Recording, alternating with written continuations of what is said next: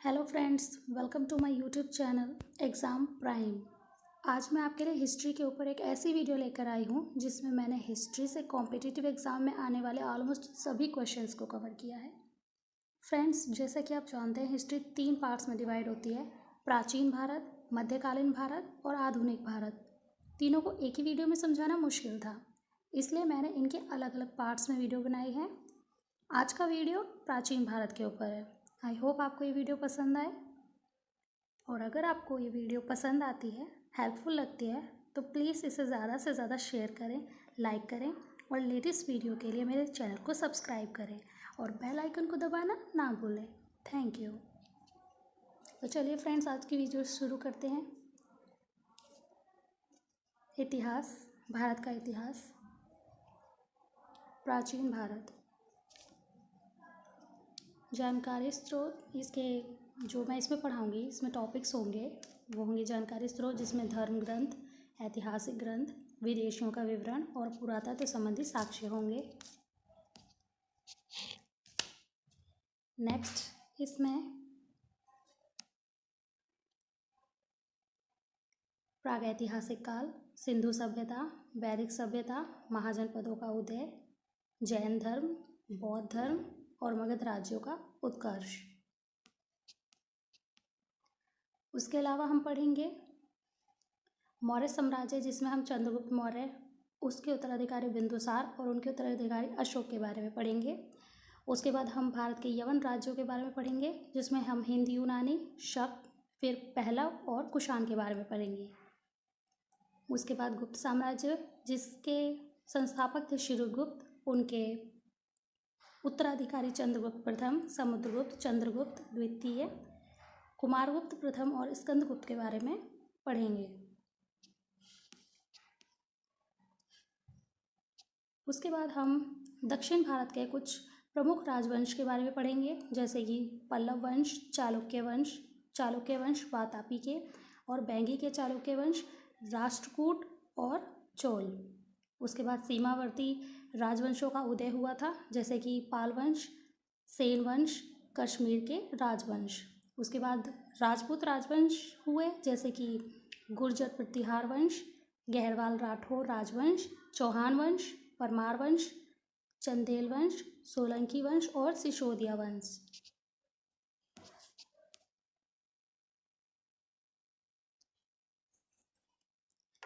इतिहास, भारत का इतिहास, प्राचीन भारत। जानकारी स्रोत, भारतीय इतिहास के विषय में जानकारी मुख्यतः 4 स्रोतों से प्राप्त होती हैं, जो हैं धर्म ग्रंथ, ऐतिहासिक ग्रंथ, विदेशियों का विवरण और पुरातत्व संबंधी साक्ष्य। सबसे पहला है हमारा धर्म ग्रंथ। धर्म ग्रंथ, जिसमें है ऋग्वेद। इसका मेन पॉइंट ये है कि इसमें 10 मंडल, 1028 सूक्त और 10,462 रचनाएं हैं। फिर आता है हमारा यजुर्वेद। इसमें यज्ञ के नियम और विधि विधान का उल्लेख मिलता है। फिर सामवेद, इसके पाठकर्ता को उद्रात्र कहते हैं, ये इम्पोर्टेंट है। फिर अथर्ववेद, इसकी रचना अथर्व ऋषि ने की थी। उसके बाद ऐतिहासिक ग्रंथ, जैसे कि अर्थशास्त्र के लेखक चाणक्य हैं, राजतरंगिणी के लेखक कल्हड़ हैं और अष्टाध्यायी के लेखक पाणिनि हैं।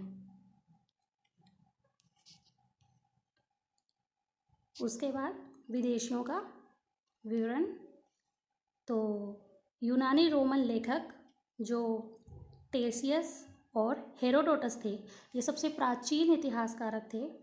उसके बाद मेगास्थनीज आए, जिन्होंने इंडिका नामक पुस्तक लिखी, और टॉलमी आए, जिन्होंने भारत का भूगोल नाम की पुस्तक लिखी। चीनी लेखक फाहियान, जो चंद्रगुप्त द्वितीय के शासनकाल में भारत आए, और हेनसांग, जो हर्षवर्धन के शासनकाल में भारत आए।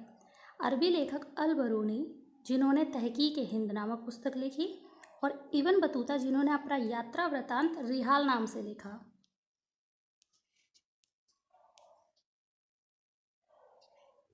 नेक्स्ट इज पुरातत्व संबंधी साक्ष्य।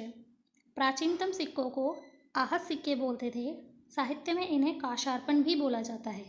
सिक्कों के अध्ययन को न्यूमेस्मैटिक्स या मुद्रा शास्त्र बोलते हैं। उत्तर भारत के मंदिरों की कला शैली को नगर शैली और दक्षिण भारत के मंदिरों की कला शैली को द्रविड़ शैली कहते हैं।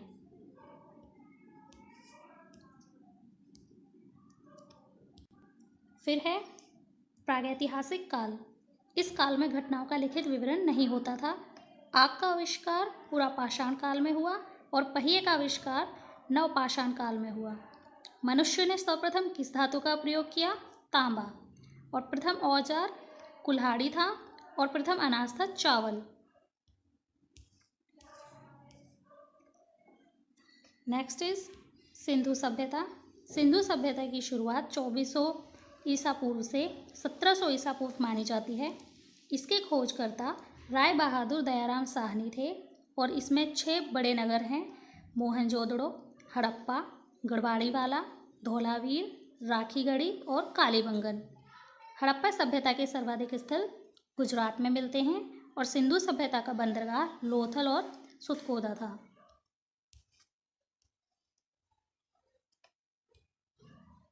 सबसे बड़ा स्नानागार मोहनजोदड़ो में पाया जाता है, जिसे मृतकों का टीला भी कहते हैं। मोहनजोदड़ो को मृतकों का टीला कहते हैं। नृत्य की कांस्य की मूर्ति पाई गई है, जो कि मोहनजोदड़ो से पाई गई है। सिंधु सभ्यता की लिपि भावचित्रात्मक थी और सिंधु सभ्यता की मुख्य फसलें थी गेहूं और जौ।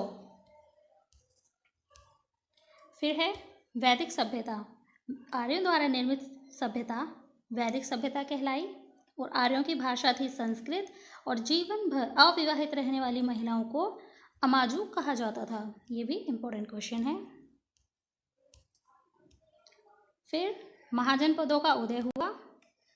बुद्ध के जन्म से 6वीं शताब्दी ईसा पूर्व में भारत 16 जनपदों में बटा हुआ था और इसकी जानकारी हमें बौद्ध ग्रंथ अंगुत्तर निकाय से मिलती है।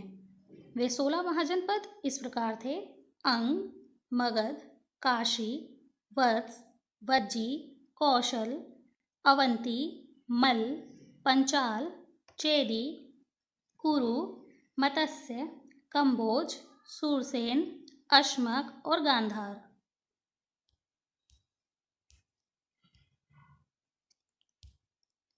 फिर आता है हमारा जैन धर्म। जैन धर्म के संस्थापक व प्रथम तीर्थंकर ऋषभदेव हुए और 23वें तीर्थंकर पार्श्वनाथ हुए। 24वें व अंतिम तीर्थंकर महावीर स्वामी हुए, जिनका बचपन का नाम वर्धमान था। महावीर का जन्म 540 ईसा पूर्व कुंड ग्राम वैशाली में हुआ।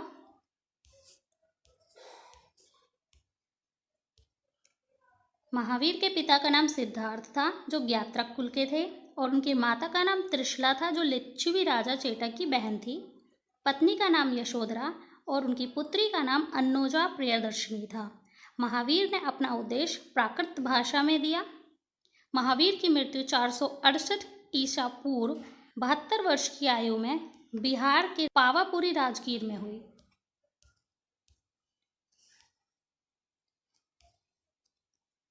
जैन धर्म के त्रिरत्न 3 रत्न थे: सम्यक दर्शन, सम्यक ज्ञान और सम्यक आचरण। जैन धर्म को मानने वाले अनुयायी राजा थे उदयीन, चंद्रगुप्त मौर्य, कलिंग नरेश खारवेल और चंदेल शासक। जैन तीर्थंकरों की जीवनी भद्रबाहु द्वारा रचित कल्पसूत्र में है और इसमें मेन पॉइंट है कि खजुराहो का जैन मंदिरों का निर्माण किसने करवाया? चंदेल शासकों ने। फिर है बौद्ध धर्म, जिसके संस्थापक गौतम बुद्ध थे। गौतम बुद्ध के बचपन का नाम सिद्धार्थ था। इनका जन्म 563 ईसा पूर्व कपिलवस्तु के लुम्बिनी में हुआ। इनके पिता का नाम शुद्धोदन शाक्य था और उनकी माता का नाम महामाया था, जो इनके जन्म के 7 दिन बाद ही मर गई थी। इनकी पत्नी का नाम यशोधरा और पुत्र राहुल। इन्होंने 29 वर्ष की अवस्था में गृह त्याग किया, जिसे बौद्ध धर्म में महाभिनिष्क्रमण कहा जाता है। इन्होंने प्रथम उपदेश सारनाथ ऋषिपत्तनम में दिया, जिसे बौद्ध धर्म में धर्म चक्र परिवर्तन कहा जाता है। बुद्ध ने अपने उपदेश पाली भाषा में दिए और बुद्ध की मृत्यु 483 ईसा पूर्व कुशीनारा देवरिया उत्तर प्रदेश में हुई, जिसे बौद्ध धर्म में महापरिनिर्वाण कहा जाता है। बौद्ध धर्म के त्रिरत्न थे बुद्ध, धम्म और संघ। प्रमुख ग्रंथ थे इनके त्रिपिटक, निकाय और जातक। चतुर्थ बौद्ध संगीति के बाद बौद्ध धर्म दो भागों में विभाजित हुआ, हीनयान और महायान। उसके बाद फ्रेंड्स हम बौद्ध संगीति कब हुई, किस समय हुई, किस स्थान पर हुई और किसके शासनकाल में हुई, इसके बारे में डिस्कस करेंगे। प्रथम बौद्ध संगीति 483 ईस्वी पूर्व राजगृह में हुई, अजातशत्रु के शासनकाल में। द्वितीय बौद्ध संगीति 383 ईसा पूर्व हुई, वैशाली में, कालाशोक के शासनकाल में। और तृतीय बौद्ध संगीति 255 ईसा पूर्व हुई, पाटलिपुत्र अशोक के शासनकाल में। और चतुर्थ बौद्ध संगीति ईस्वी की प्रथम शताब्दी में कुंडलवन कनिष्क के शासनकाल में हुई।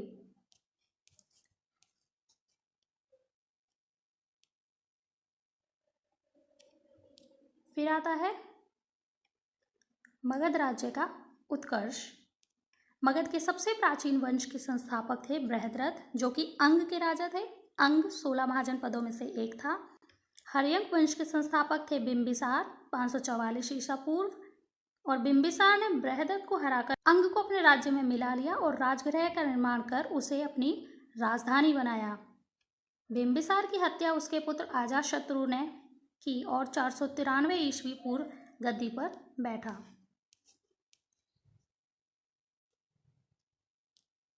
अजातशत्रु का उपनाम कुणिक था। वह शुरुआत में जैन धर्म का अनुयायी था, फिर बौद्ध धर्म का अनुयायी बन गया। अजातशत्रु की हत्या उसके पुत्र उदयन ने की और मगध की गद्दी पर बैठा। हर्यक वंश का अंतिम शासक उदयन का पुत्र नागदशक था। नागदशक को अपदस्थ करके यानी उसके पद से हटा के उसके अमात्य शिशुनाग ने नागवंश की स्थापना की।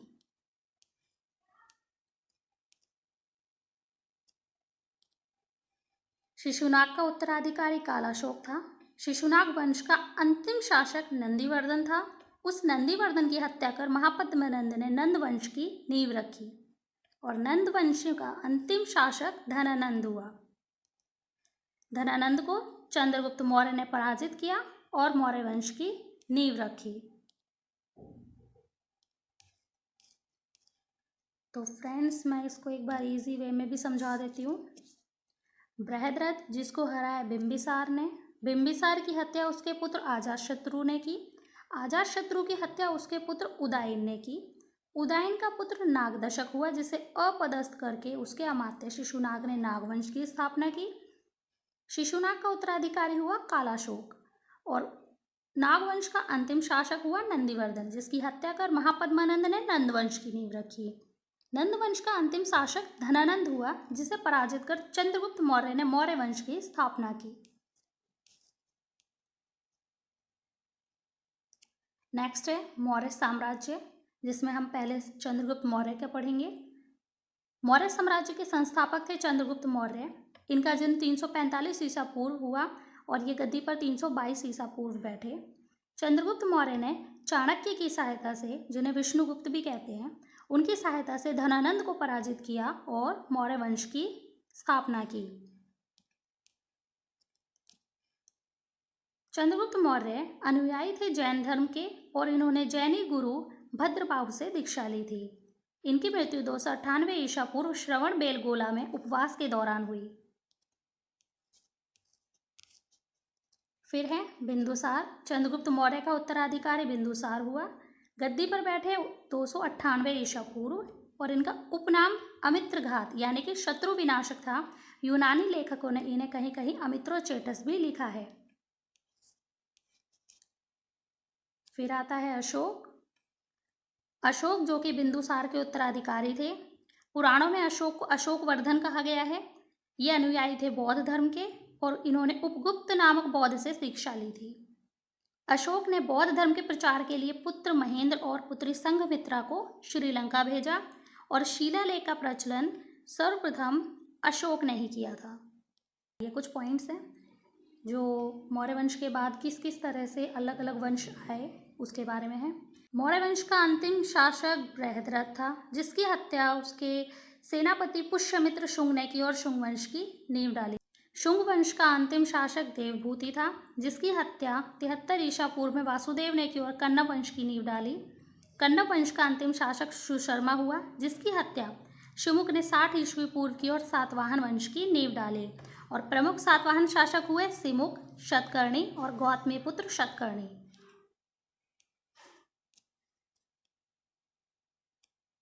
भारत के यवन राज्य, हिंद यूनानी, फिर शक आए, फिर पहलव आए और फिर कुषाण आए।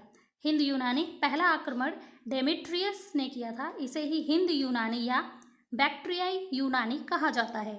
भारत में सबसे पहले सोने के सिक्के इसी ने जारी किए थे।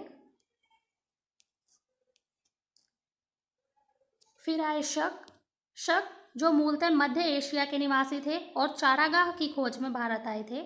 शकों पर विजय के उपलक्ष्य में विक्रम संवत की शुरुआत हुई।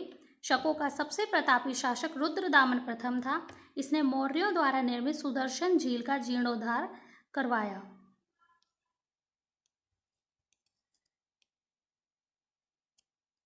फिर आए पार्थियाई या पहलव।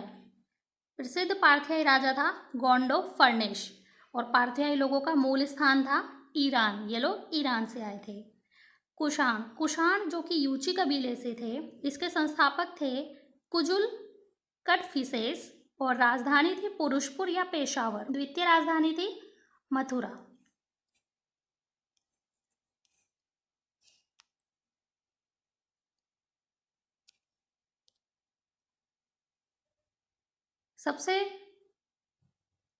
कुषाणों का सबसे प्रतापी राजा कनिष्क हुआ, जो 78 ईस्वी में गद्दी पर बैठा और शक संवत की शुरुआत की। चौथी बौद्ध संगीति कनिष्क के शासनकाल में कुंडलवन कश्मीर में हुई। कनिष्क का राजवैद्य चरक, जिसने चरक संहिता लिखी। गांधार शैली और मथुरा शैली का विकास कनिष्क के शासनकाल में हुआ और अंतिम कुषाण शासक वासुदेव हुए। फिर आया गुप्त साम्राज्य। गुप्त साम्राज्य के संस्थापक श्रीगुप्त हुए। 240 से 280 ईस्वी तक इन्होंने राज किया। प्रथम महान सम्राट हुए चंद्रगुप्त प्रथम 320 ईस्वी, जिन्होंने गुप्त संवत की शुरुआत की 319 या 20 ईस्वी में। चंद्रगुप्त प्रथम का उत्तराधिकारी हुआ समुद्रगुप्त, जिससे भारत का नेपोलियन भी कहा जाता है। समुद्रगुप्त विष्णु उपासक थे, संगीत प्रेमी थे और उनके सिक्कों पर उन्हें वीणा बजाते हुए दिखाया गया है। समुद्रगुप्त की उनको उपाधि दी गई थी अश्वमेधकर्ता, क्योंकि उन्होंने अश्वमेध यज्ञ करवाए थे। विक्रमांक और इन्हें कविराज भी कहा जाता था। समुद्रगुप्त का उत्तराधिकारी था चंद्रगुप्त द्वितीय। 380 ईस्वी में यह गद्दी पर बैठा और इसी के शासनकाल में चीनी यात्री फाहियान भारत आया था। इसका काल साहित्य और कला का स्वर्ण युग कहलाता है। चंद्रगुप्त द्वितीय का उत्तराधिकारी कुमारगुप्त प्रथम हुआ, जिसने नालंदा विश्वविद्यालय की स्थापना की। कुमारगुप्त प्रथम का उत्तराधिकारी हुआ स्कंदगुप्त, जिसने 455 से 466 ईस्वी तक राज किया और गिरनार पर्वत और सुदर्शन झील का पुनरुद्धार करवाया। गुप्त काल को भारतीय इतिहास का स्वर्ण युग कहा जाता है। गुप्त काल की शासकीय भाषा थी संस्कृत और इस समय सिक्कों को रुपए का कहा जाता था। उसके बाद दक्षिण भारत के कुछ प्रमुख राजवंश आते हैं, जैसे पल्लव वंश, कल्याणी के चालुक्य वंश, वातापी या बादामी के चालुक्य वंश और बेंगी के चालुक्य वंश, फिर राष्ट्रकूट और चोल। सबसे पहले हम पल्लव वंश का पढ़ेंगे। पल्लव वंश के संस्थापक थे सिंह विष्णु। इन्होंने 575 ईस्वी से 600 ईस्वी तक राज किया और ये वैष्णव धर्म के अनुयायी थे। इनकी राजधानी थी कांची या तमिलनाडु के कांचीपुरम में। पल्लव वंश के प्रमुख शासक थे नरसिंहवर्मन प्रथम 630 से 668 ईस्वी और नरसिंहवर्मन द्वितीय 704 से 728 ईस्वी। नरसिंहवर्मन प्रथम, जिन्होंने महाबलीपुरम के रथ मंदिर का निर्माण किया, इन्हें उपाधि दी गई वातपीकोंड की। इन्होंने चालुक्य राजा पुलकेशिन द्वितीय को परास्त किया था, इसलिए इन्हें वातपीकोंड की उपाधि दी गई। और नरसिंहवर्मन द्वितीय, इन्होंने कांची के कैलाश मंदिर का निर्माण करवाया था और इन्हें उपाधि दी गई थी राजसिंह की और आगम प्रिय यानी शास्त्रों का प्रिय और शंकर भक्त की। नेक्स्ट, नंदीवर्मन द्वितीय 731 से 795 ईस्वी। इन्होंने कांची के मुक्तेश्वर मंदिर तथा बैकुंठ पेरुमाल मंदिर का निर्माण करवाया। और पल्लव वंश के अंतिम शासक थे अपराजित वर्मन, जिन्होंने 879 से 897 ईस्वी तक राज किया। फिर आते हैं कल्याणी के चालुक्य, जिसके संस्थापक थे तैलुप द्वितीय, राजधानी थी मानेखेड़ और प्रमुख शासक थे तैलप प्रथम, तैलप द्वितीय, विक्रमादित्य, जयसिंह, सोमेश्वर द्वितीय, विक्रमादित्य 6, सोमेश्वर तृतीय और तैलप तृतीय। फिर वातापी या बादामी के चालुक्य, संस्थापक थे जयसिंह, राजधानी थी वातापी या बीजापुर के निकट और प्रमुख शासक हुए पुलकेशिन प्रथम, कीर्तिवर्मन, पुलकेशिन द्वितीय, विक्रमादित्य, विनयादित्य और विजयादित्य।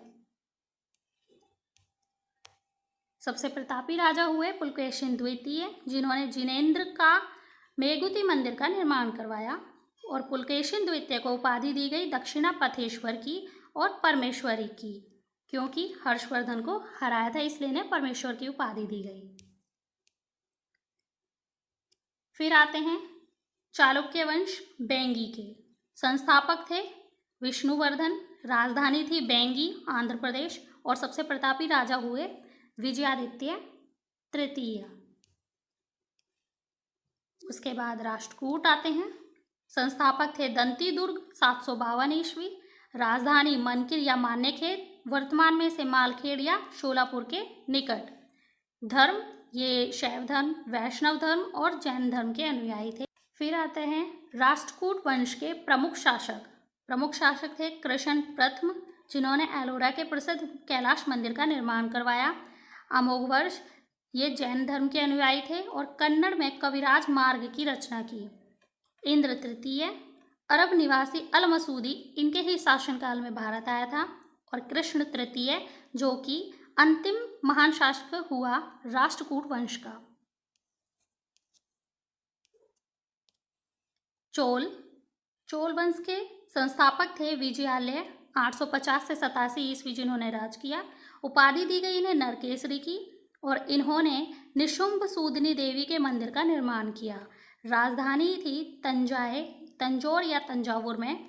चोल वंश के प्रमुख राजा हुए परांतक प्रथम, राजराज प्रथम, राजेंद्र प्रथम, राजेंद्र द्वितीय और कुलोत्तुंग। राजराज प्रथम, जो कि शैव धर्म के अनुयायी थे, तंजौर में राजराजेश्वर के मंदिर का निर्माण करवाया। ये शिवजी का मंदिर था। राजेंद्र प्रथम, चोल वंश का सर्वाधिक विस्तार इन्होंने ही किया और राजेंद्र द्वितीय, इन्हें प्रकेसरी की उपाधि दी गई। अंतिम राजा हुए राजेंद्र तृतीय। इसके अलावा और भी कई वंश हुए, जैसे यादव वंश, होयसल वंश, कदम्ब वंश, गंग वंश और काकतीय वंश। फिर कुछ सीमावर्ती राजवंशों का उदय हुआ, जिसमें पाल वंश, सेल वंश और कश्मीर के राजवंश आते हैं। तो पहले हम पाल वंश के बारे में पढ़ेंगे। पाल वंश के संस्थापक गोपाल थे 750 ईस्वी। ये बौद्ध धर्म के अनुयायी थे। इनकी राजधानी मुंगेर थी। प्रमुख शासक हुए धर्मपाल, देवपाल, नारायणपाल, महीपाल और न्यायपाल। सबसे महान शासक हुए धर्मपाल, जिन्होंने विक्रमशिला विश्वविद्यालय की स्थापना की और इन्हें उपाधि दी जाती है उत्तरापद स्वामी की। फिर आता है सेन वंश, जिसके संस्थापक थे सामंत सेन। राजधानी थी नदिया लखनौती। प्रमुख शासक हुए विजय सेन, बल्लाल सेन और लक्ष्मण सेन। प्रथम स्वतंत्र शासक हुए विजय सेन, जो कि शैव धर्म के अनुयायी थे। देवपाड़ा में विशाल शिव मंदिर प्रद्युम्नेश्वर मंदिर का निर्माण इन्होंने ही करवाया। फिर आते हैं कश्मीर के राजवंश, जिसमें आते हैं कारकोट वंश, जिसके संस्थापक थे दुर्लभवर्धन 627 ईस्वी। सबसे मुख्य राजा थे ललितादित्य मुक्तापीड़, जिन्होंने कश्मीर के फेमस मार्तंड का सूर्य मंदिर का निर्माण करवाया। और फिर आता है उत्पल वंश, जिसके संस्थापक थे अवंतीवर्मन।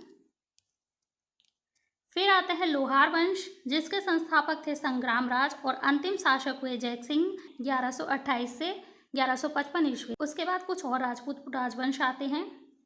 इसके बाद कई राजपूत राजवंशों का उदय हुआ, जैसे गुर्जर प्रतिहार वंश, गहरवाल राठौर राजवंश, चौहान वंश, परमार वंश, चंदेल वंश, सोलंकी वंश और सिसोदिया वंश। तो फ्रेंड्स, आई होप आपको ये वीडियो समझ में आई, पसंद आई। Please like, subscribe and share.